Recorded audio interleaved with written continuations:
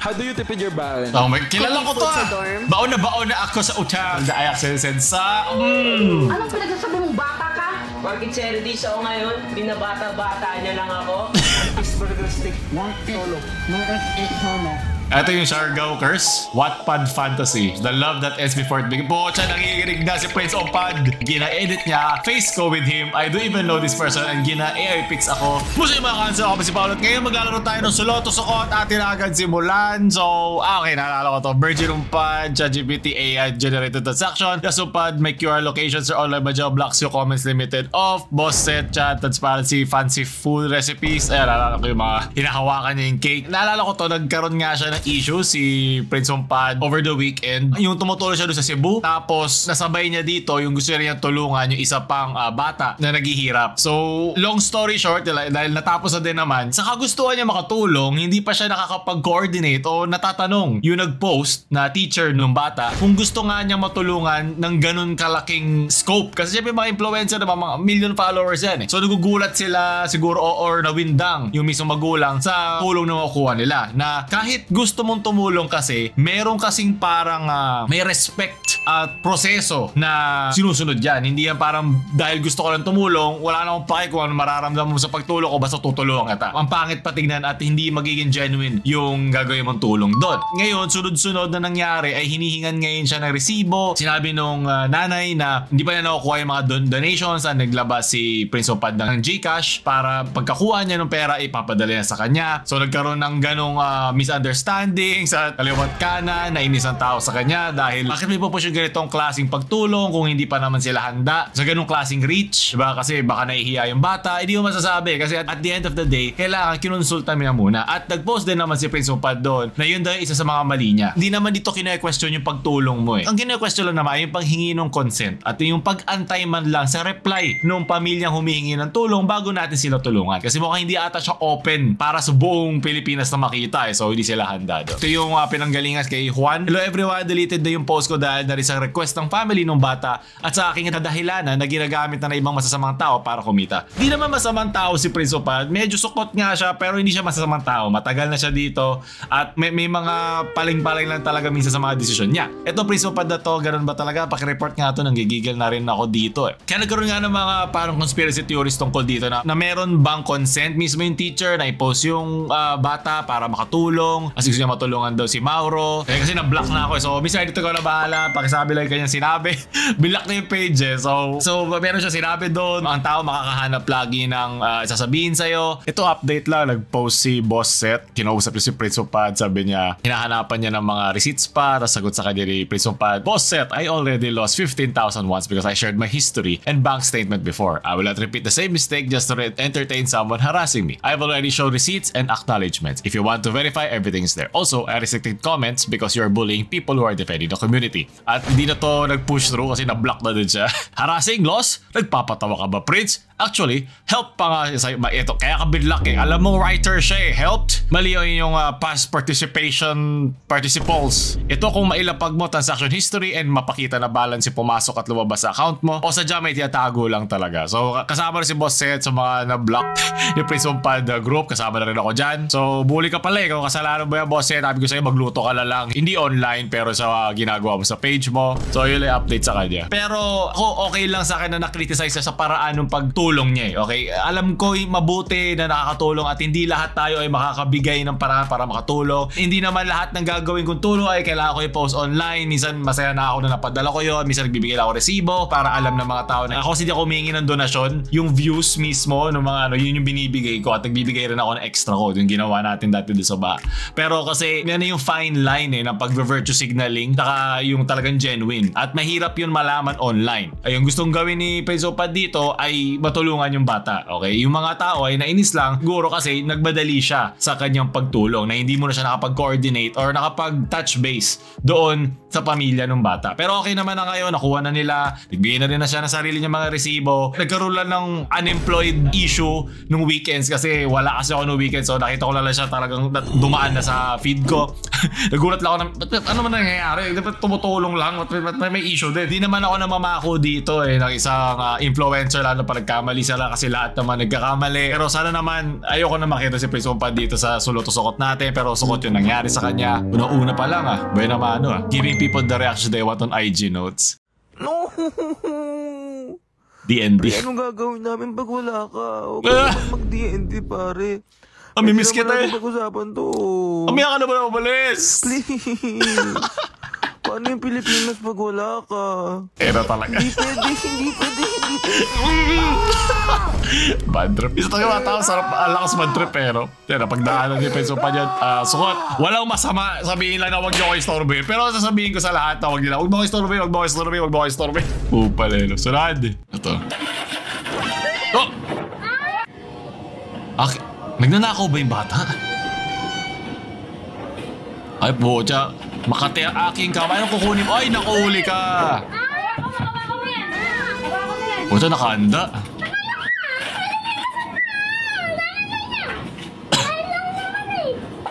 Ngayon lang na. Hindi na yun to. Nako, sumbong ko sa nanay. Pagalitan yung nanay, bakit ganito masta? Kanya anak. Yung kinukuha mo rin, di ba? Sumi, sino kapatid na ito? Nako, ayun na nga. Kapatid mo yan? So talagang gawain niya to. Hindi naman ganito din ni Prince Ompad ang mga donasyon. Umabot din naman sa mga kinalalagyan. Itong batang to hindi na po umabot sa kinalalagyan. Well, yun nga, dapat pagalitan din dito yung magulang bakit ito ang kinalakihan ng batang to Hindi siya naturuan tamang asal, di ba? Pero, ayan, at least meron tayong pruweba. Baka sasabihin, baka fake lang lahat. Ayan, sukot. Yan na, Jollibee yung. Ana, sama. Jollibee. Tanong mo kay Kuya, Jollibee yan. Jollibee yan! Lakas tip na si Kuya Tama. Oo ka na lang. Sulot, yan ang gusto kong bata. Marunong magtanong, hindi dekwat agad. The boy who can't be moved.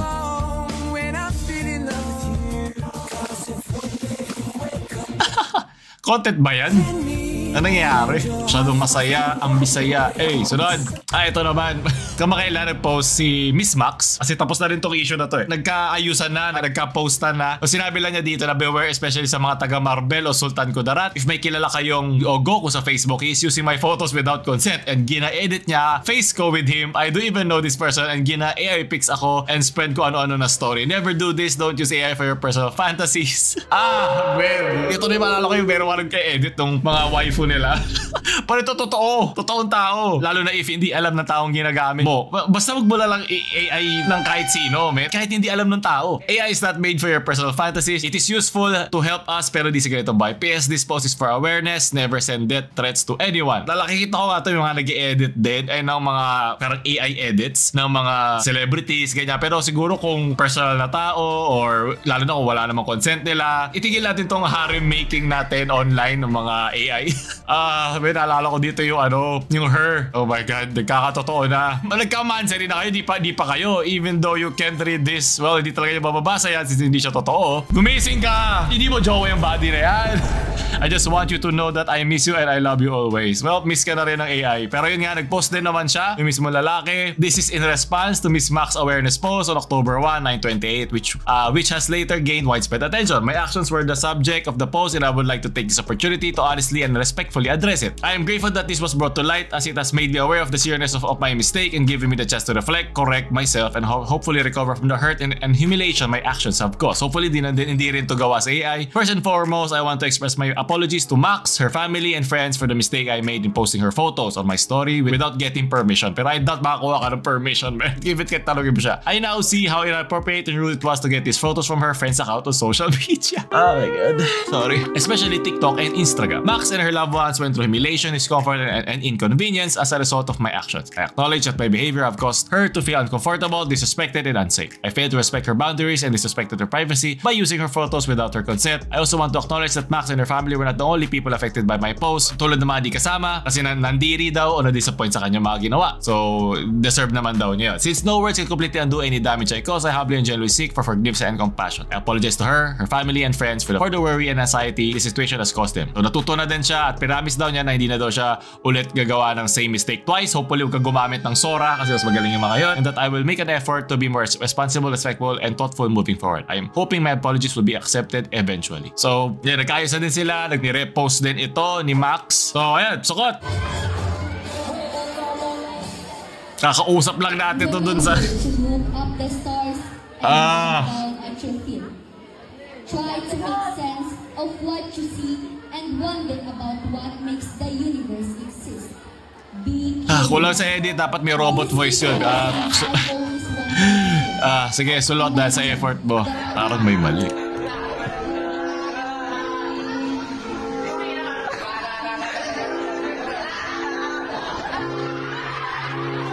Nakita mo niya? Nakita na ni teacher. Buksan mo na! Gusto ko malaman kung totoo nga. Ano nakita niya? Gumagalaw yung lechon?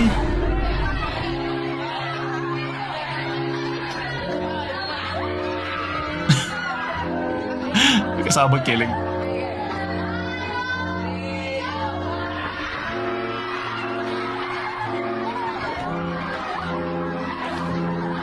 Si teacher game na ganyan.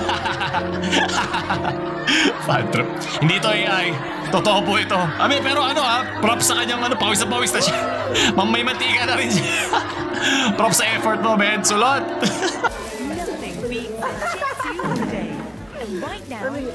Saan mo siya lalaking sama? Kuya, pa-customize daw po siya ng plastic glove. Mas mahal ito pag pinakostom leche. Sulot. Pambukas yun ng bote, ng beer. Ako man sa iyo, tamang bataw. Oy! Grabe ka naman. Bago ka ng alaga Kala ko ako lang. Sulot po ako naman. Listen everyone, yung mga tinatawag yung corrupt ay katulad nyo lang din, tao lang. Humans with flaws and struggles. Yes. Ako rin kung gusto ko mag-struggle, gusto ko yung billion yung nakukuha kong struggles na pera. Yes, they make mistakes but who among us has not? Hindi ka sasampalin ng perang meron sila, okay? Instead of casting stones, we should understand the pressures they face. Ay, kawawa naman tulog. Ay, kawawa ka naman. We should understand the pressures they face. They're not our enemies, they're our neighbors. Walang neighbor ang nagnanakaw sa akin. Ayoko yan maging neighbor. Kaibigan at katulong sa pang-araw-araw na hamon ng buhay. Ano yung parang hostage dependency ba yun? Yung parang nagiging dependent ka na dun sa nang hostage sa'yo. Parang ganyung feeling Bakit ko sila kasama sa hamon ng buhay? Pinapahirap ka niya yung buhay. Trying to do what they believe is best for us even if it doesn't always look perfect. So do not judge us too harshly. After all, we want the same thing, a better...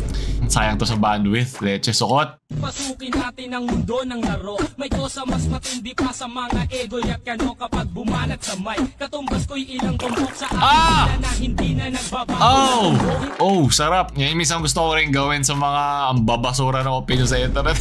Yung sobrang lalayo. Tulad doon kanina. Sukot. Hi pre! Hi pre! Hi pre! May whistle ba siya? Hey! Ay, may anak pala si ito, tanda na. Si Baguio Man ba yun? Pangalan si Green Man ng Lambayong. O sabi meron din siyang whistle. Ako, malayo mararating mo. Kakaroon ka na competitor, Green Man. Ito na si Green Boy. Tenenenene. Sulat, insurad. Ano ito? One piece burger steak. One solo. One each solo. Okay. Hindi nakasagot si ate. Ang hirap na pag narinig yan sa mic. Control. Buti lang wala sa tumawa ka, talo ka. Pero like yun yung video ito. Kung sino tumawa ka, talo ka, susunod natin. Ayop ka. Sulot. Pero pasaya, tanggal yung unting kirot na mga sukot na pinagdaayak sa Why should we hire you? First of all, wala kang bitaw sa akin. Tanong, tatagos ba ako sa interview na to? Ano ang skills mo na wala sa iba? Basta sa alam na yan ng mga day one, safe lang ako dito. Di safe EFAS kasi. Hahanap na lang ako ng ibang mga kasama sa 0 days ko. Sunod. Sukot. Ramdam naman. Saan ka naman mapuntang bata ka? Maghugas ka doon! Abit sa'yo niyan, G. Ako lang ba lagi nakikita mo? Diyan sila kuya, Anong pinagsasabi mong bata ka? Porkit 0 days ako ngayon, binabata-bata niya lang ako. Abit sa'yo niyan, ma. Di ka tunay. Di ka epas na. Epas lang siya. Yon! Nandiyan mga hood ko. Basta tatandaan mo to. Kung sino nakasama ko sa proseso, sino lang din nakasama ko sa paglipad ng aeroplano. Paano ba yan na? Bounce na ako. Bounce. Kuya, dapat nilaksan mo pa. Bigyan ko to ng 10/10 po. Tsaka pasado. Itong group project nyo, mataas ang marka mo. Sunod, sulot dahil game na game si nanay. Tunay na day zero homie ang nanay mo, magaling. Confessing to someone and they reply with hoy and nothing else. So I know I'm ending. Viral na ako. Kaya accept ko na. Magtatawa na nila ako. Yan ang mga pinagdadaanan ng mga youngstanas ngayon. Lumpia ba yan, Tete? Wow. Magsingalong na lang tayo. Pampulutan. Lumpia. Ang galing. Sabaw. Sabaw na rin si ate sa kaliwa. Sarap naman, te. Thank you, te. Ay, naubos na yung magic sing. Nice. Bad trip. Okay, so lahat. Ito yung Siargao Curse. Wattpad Fantasy. The love that ends before it begins. Pocha, nangikinig na si Prince Opad. Pagalingan ng essay. Many people call it the Siargao Curse. You meet someone, connect deeply, maybe even fall in love. But when real life comes back... Back to back, you return to being strangers again. Meeting someone in Siargao taught me that not all connections are meant to last. Some people come to give us unforgettable memories, to remind us what love feels like, and to teach us the beauty of letting go when destiny leads us back to strangers again. Never in my arms again. This time, my love. The hardest part isn't losing you, it's pretending we never knew each other, becoming strangers again after everything that once felt so real. Siargao Curse is real. Day one in Siargao, I met an unexpected stranger, but began as a coincidence felt like destiny. Waves, laughter, and conversation flowed, making this start of something unforgettable I never saw coming. Oh my God. Bakla, tigil ka na sa Wattpad story mo, barda mo, BFF ko, masyado ka na daw fantasy. Kabukas pa ata ang grinder. Sinadya ko yan para sampalin siya na katotohanan sa bagay yung delusional niya. Anong sinasabi sa comps na ginagamit ko siya, ulol, di nga yan makasurvive nang wala ako kasi most of the expense ako ang sumalo. He's broke ass, could help him stay a bit longer in Siargao without my help. But di ko sinumbat yung kasi may value. Siargao Curse my ass. Kasi ma-upload natin siya para may sahod ako dagdag sa Facebook. Thanks. Ang OA na narrative niya, masama ako sa kwento, che. Binlock ko siya kasi I already told him before na wag niya ako ipopost kasi mahilig siya makipag-service sa akin. Sabi ko G lang naman. G lang FAS as a mabuting tao. At sabi niya for keeps lang naman daw na putya na ginamit for clout. Ilig din mag-pick sa akin without my permission. Ayan na naman tayo sa consent. Papansing bakla ako sa attention. Validation. Dito before mag-viral yung post muna sa TikTok. Nakita ng friends ko tapos shinare sa akin. Tayo na akala ko dinili sa TikTok. Hinide lang pala sa akin tapos di pa ako nakontento. Pinost pa sa Facebook. Pinapapansing bakla. Aha, pero luto mo kasi ng buldak kaya na in love. Masyado kasi maganda ang cooking skills mo ate. Dapat pansit ka tol. Okay, so tapos na rin. I think na nagkapalitan na sila so hindi na rin siya available. Lagi na lang ako di available sa mga nagaganap. 2 araw lang ako nawala. Ang dami nangyayari. Leche. Sukot, Wattpad lovers, real quick. She's dating a gayster. Wattpad the story. Pagod na si Michael Myers, okay? Meron sa Pilipinas. Parang pinapatay ka rin araw-araw para sa Pilipinas, okay? Huwag pa na makalimutan manood na ating mga horror game kasi Spooktober, di ba? Woo! Buhay na ang gaming channel! Pagod na ako. Pero at least para gumana aking paglalaro, kasama ko kayo. Like at subscribe na rin kayo sa ating Paul Gaming. Nag-upload kami dyan every other day. Suporta lang. Maraming salamat sa dagdag na 2K subscribers agad. Yunod, sukot. Chinelas na mga sinuunang youngstana Dito nalaban sa lahat to kahit anong bato. Sure yan, 1% style, tas 99.99% durability. Lahat pwedeng gamitin lalo sa tumbang preso, tumba, pati buong barangay. Surad. Ito, kayo lang magkakamukha, nag-aaway pa kayo. Oy, gang! Ito pala si Hill ako na Silent Hill.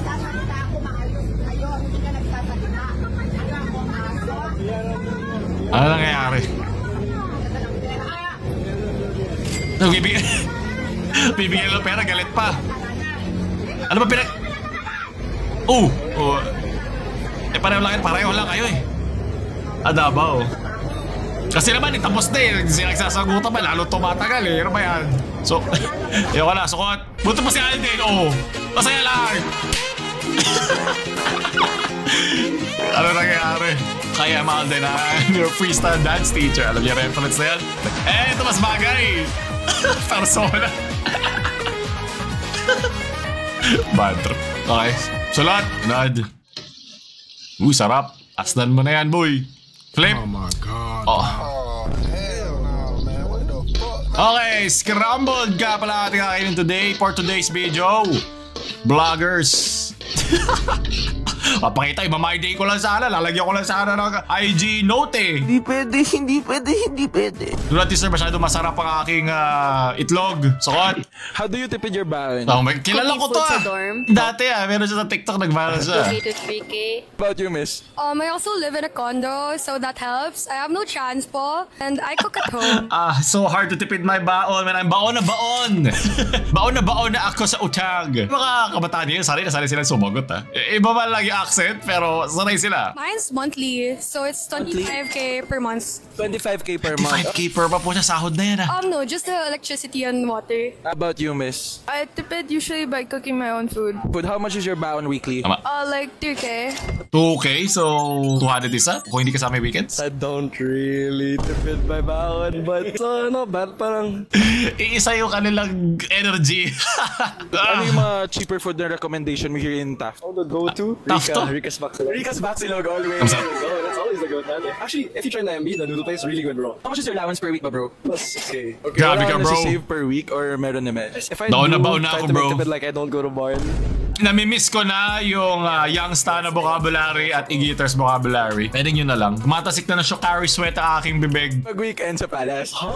How do you tipid your baon, bro? I don't tipid my baon because I don't tipid myself in food. Pero if I were to tipid naman, minsan diba, ipit na ako sa pera. I just cook in my condo. How much is your weekly allowance? 4,000. How do you tipid your baon, bro?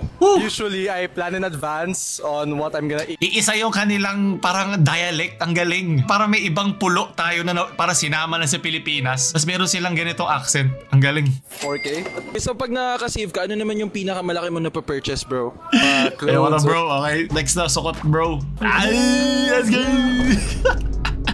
Sunod. Hindi ba makita yung kinokopya mo? Main purpose of case study. At least alam mo, di ba? Nakaukit sa kanyang anit ang sagot. Pakita mo sa kanya, malay mo, maging kayo pa. Sulat. Embarrassing moments be like, yung pupulutin mo sana isa. Hindi kaya ng anxiety ko yan.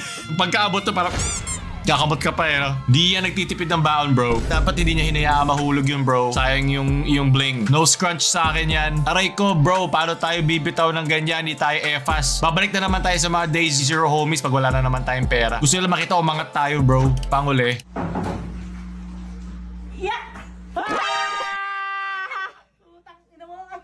Ay! Hoy! Nasa likod mo! Huli ka. Paloy mo ng pasto. Paloy ka ng stick niyan. Sulot, okay. At least doon tatapos ang ating sulot o sukot kayo. Ano nanalo? Sulot o sukot? So para mga ito, meron tayong playlist ng mga sulot o sukot. Litangin na, tumawa ka, talo ka. At yung buong main playlist sa pin comment. Ako ulit si Paulol. Ingat palagi. No need to Gcash by location. Paolo, babaalam.